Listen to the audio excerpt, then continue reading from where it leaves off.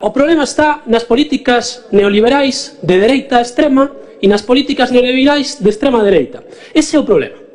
Sabes o que formula Pontarés en Común para acabar con todos estes problemas e que non sea ni responsabilidade da empresa ni responsabilidade do Concello? Recuperar a capacidade de decisión sobre os bens estratégicos. É dicir, neste caso, sobre a electricidade. Te solto un par de ideas, por se as queres coller. Podríamos nacionalizar empresas, que eso suena, moi duro, pero demostradísimo está que funciona. E se non, debatimos en profundidade.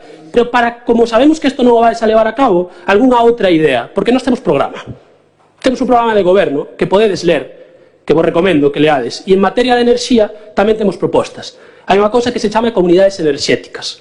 E as comunidades enerxéticas, un concello como o Concello de Pontareas, as pode pôr en marcha. Básicamente, te explico rápido, simplemente consiste en colocar bens de enerxías renovables ao servizo común. É dicir, que o Concello promova espazos onde se produza enerxías de forma renovable que logo poden ser utilizadas tanto pola propia administración pública como polos veciños e veciñas. Esa é unha proposta clara, vexo que non lle interesa.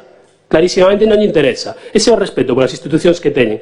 Esa é a diferenza entre o vosso modelo enerxético e o noso, pero non do voso solo, O Partido Socialista e o Bloque tamén defenden o voso modelo de enerxía. E logo vos podedes tirar os trastos de quen é culpa, de quen non é culpa, pero a realidade é que cando vos gobernades ou cando gobernan as políticas de dereitas, o que sucede é que ao final a empresa sempre ten a sartén polo mango. Curiosamente,